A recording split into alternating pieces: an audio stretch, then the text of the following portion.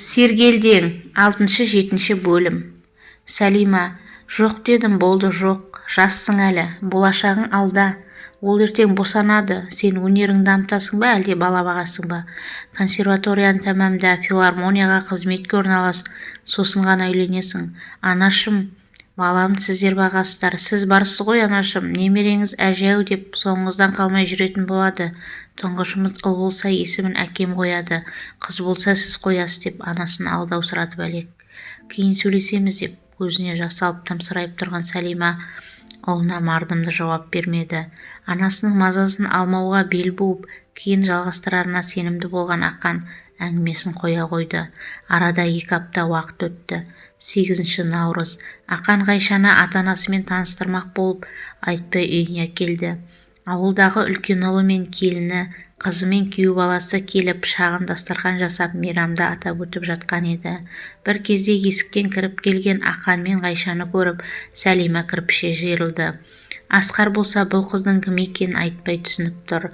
Талдырмаш тұлғалы, шашы белінен төмен түскен қызды көріп, отырған әулет бір мезетте сұлулығына тамсануда. Тек Сәлима ғана риза емес. 2 жас ебін тауып дастарханға жайғасты. Табиғатынан ашық қой Ақанның мінезі.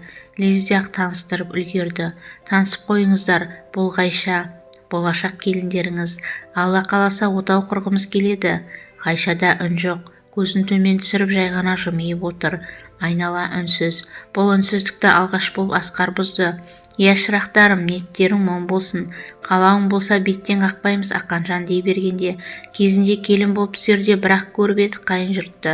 Табалдырықты орамал жамылып аттап, қазіргілер тіке жігіттің қолынан ұстап кіріп келетін болған ба деп ернін сылп еткізіп, төменде шай құйып отырған үлкен келіне кесесін лақтырып жіберердей тарс еткізді.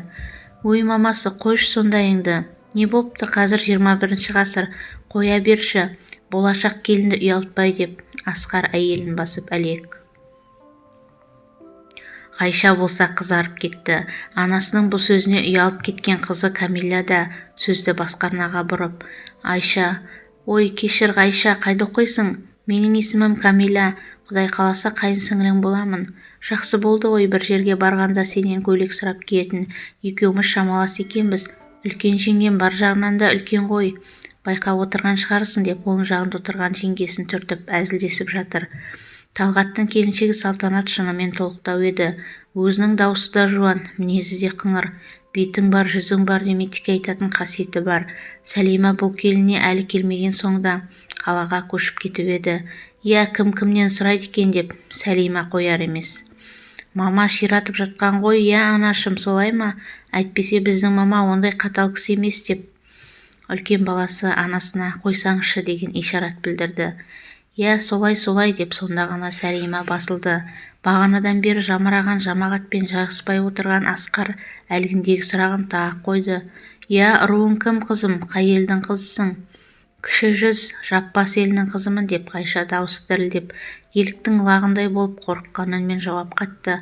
Охо, кіші жүзден қыз алсаң ұлым өкінбейсің, кіші жүздің қыздары тым пысық әрі ибалы келеді. Тем более Қызылорданың қызы болса, Қазақстан бойынша ең сұлу қыздар Қызылордада деуші едік студент кезімізде деп Асқар болашақ келін біраз марқайтып тастады. Білем ғой әке, сіздікі де кіші жүз болған соң, екеуміз бажа боламыз папа деп күлді. Отырғандардың барлығы барынша қуанышты, тек Сәлима емес.